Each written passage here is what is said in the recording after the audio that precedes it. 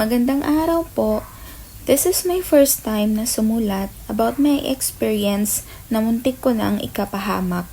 Nagtrabaho ako bilang isang kolektor ng isang cooperative dito sa Eastern Visayas at ang isa kong duty, ang responsibility ay mag-CI or BI ng mga uutang. Then suddenly, may isa kaming client na babae, 55 years old. Nabigla ako nung nabasa ko ang address na nakalagay sa application niya kasi first time kong malaman yung ganitong address ng lugar niya. Pinagsabihan ko naman yung manager namin na sir, dito na ako lumaki sa bayan na to pero ngayon ko lang narinig o nalaman ang ganitong lugar. Pero since naman na ang habol ng cooperative ay magpautang, binaliwala niya yung sinabi ko.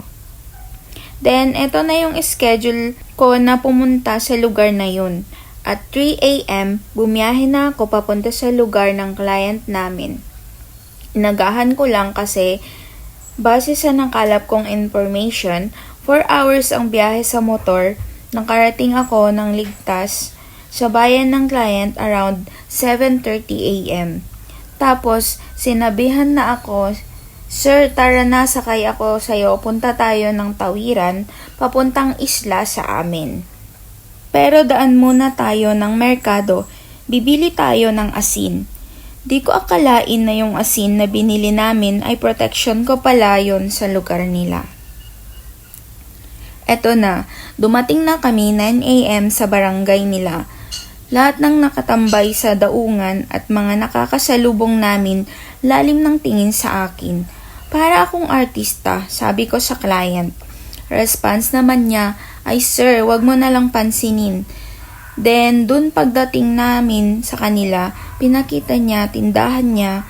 Tapos, may mga alaga din siyang lobster kasi in-export nila sa ibang lugar. Ito daw kasi malakas ang kita sa kanila. So, inapprove ko naman nung nalaman ko na may ganito silang business. Bandang tanghali na, naghanda ng tanghalian yung client namin. Ang malalaking alimango, sugpo at lobster, sabi sa akin, Sir, tara kain na tayo. Huwag kang mag-alala, mainit pa ang mga hinanda kong pagkain. Iwas hawa sa pagiging aswang. Ngumiti ako, sabi ko, di na uso yan ate, sa panahon ngayon. Tapos biglang tingin niya sa mata ko, sabay sabi, Sir, wag kang pakakasiguro. Tas biglang may kumatok yung kapitbahay niya, nagdala ng saging na hinog. Natakam ako, kasi parang gold ang kulay ng balat ng saging, dahil sa kahinugan na. Natapos akong kumain, akmang kukuha na ako ng saging, hinawakan ng kamay ko ng client ko. Sir, may binili akong mansanas sa bayan kanina, yun na lang ang kainin mo. Baka daw kasi sumakit patian mo dyan sa saging. Wala naman naging problema sa akin, kaya mansanas na lang ang kinain ko. Nagpaalam ako sa client ko na magbabanyo ako kasi naiihi na ako. Tinuro yung CR nila na sa labas ng bahay. Habang umiihi ako, biglang may napansin akong mata na tumitingin sa akin. Alam ko sa sarili ko na mata yun. Tapos, napakapula po ng kulay. Dali-dali akong lumabas, tinignan ko sa likod, wala naman akong nakita. Kinuwento ko naman sa client ko tapos ang sabi niya, baka sir namamalikmata ka lang. Di nagtagal, niyaya niya akong ihatid sa pantalan at sarili niyang boat ang hahagod sa akin papunta sa bayan. Ang problema, nagkaaberya ang pump boat na dapat sasakyan ko, kaya napatambay muna kami sa waiting shed ng pantalan.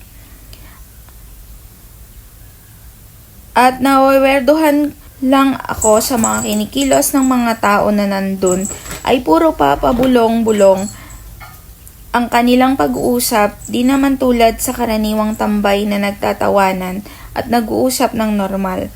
Tapos may tingin ng tingin pa sa akin na dalawang babae, sabay bulong parehas. Biglang bumulong ang client ko sa akin, Sir, huwag mong pansinin ang mga yan. Huwag mo na lang tignan. Bandang 3 p.m. na at na ako makabalik sa bayan kasi sabi ko, bibiyahe pa ako 4 hours Tapos, baka magka-aberya pa ako sa biyahe, maabutan ako ng gabi. Ang ginawa ng client ko, kinausap niya ang isang kagawad sa barangay nila na arkilahin ang pampot niya, kaso sa kasamaang palad, sira din daw. Kinausap ng client ko ang asawa niya kung kaya pa bang mag-ayos yung pump boat. Sabi ng asawa niya, may dapat palitan ng pyesa. So ayun na nga, dito na ako mukhang nangamba kasi malaki na ang tsansa na hindi na ako makabalik sa amin ng araw na yon. Pati mga pribadong mga pump boat walang gustong magparkila. So ang ginawa namin ng client ko, bumalik kami sa kanila at napagdesisyonan ko na lang na doon matulog at magpalipas ng gabi. Pinahiram muna ako ng damit ng asawa niya. Tapos namin maghapunan, kinuha ko ang CP ko para mag-contact sa bahay. Kasi baka mag-alala sa akin ang pamilya ko. At nagkataon, nag-brown out sa isla, kaya wala din tsansa na makapag-message ako. Mga bandang 7 p.m, may kumatok sa pintuan sa bahay na tinutuluyan ko at nagyaya mag-inuman ng tuba. Ang isa nilang kapitbahay kasi may bisita sila. Si client tumingin ng malalim sa asawa niya at di bumayag. Di daw ako umiinom. Tapos may dumating na magkapatid na lalaki. May dala ng pulutan na isda na inihaw. Pinilit yung mag-asawa. Dahil sa kinukulit na yung mag-asawa at pati na rin ako, dahil sabi ko sa pakikisama, ayun nagsipwestuhan na para simulan ang inuman. Napalingon ako sa asawa ng client ko, may kinuha siyang itak, nakatamtaman ng haba at gumawa ng sausawan ng tuyo na may lemon, pero yung mga kasamahan namin na inuman ang sabi, mas masarap daw kung ang sausawan na gagamitin ko ay yung dala nilang parang dinuro na maliit na isda. Ginamos daw ang tawag sa amin. Pero linakasan ng client ko na tuyo lang ang nakabisaduhan ni sir na sausawan na inihaw kasi laking bayan. Kumuha si client ng disposable glass at binigyan ako para may sarili lang akong tagay at inagaw ng asawa niya yung tuba para daw siya ng tanggero. Nang nangangalahati na kami sa 1 galon ng tuba, nagpaalam na akong makyat para matulog at sinamahan ako ni client para kunin din ang gagamitin kong unan at kumot. Tapos sinabi sa akin, "Sir, may tubig doon sa lamesa na sa baso. Inumin mo ang kalahati at ipagmumog mo ang natira para daw mawala ang lansa ng pulutan namin." So ginawa ko yun. Pagkamumog ko, bigla akong nasuka at laking gulat ko nung nakita ko yung suka ko na parang maliliit na isda na parang buhay na pilit lumalangoy. Dali-dali akong umakyat, tapos sabi ko sa client ang nakita ko.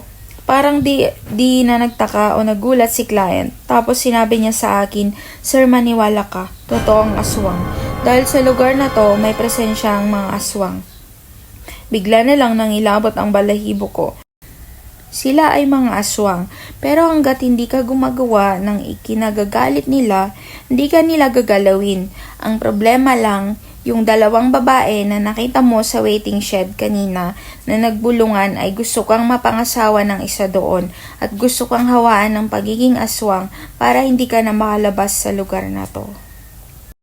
Maraming salamat po sa pakikinig. Please don't forget to like and subscribe.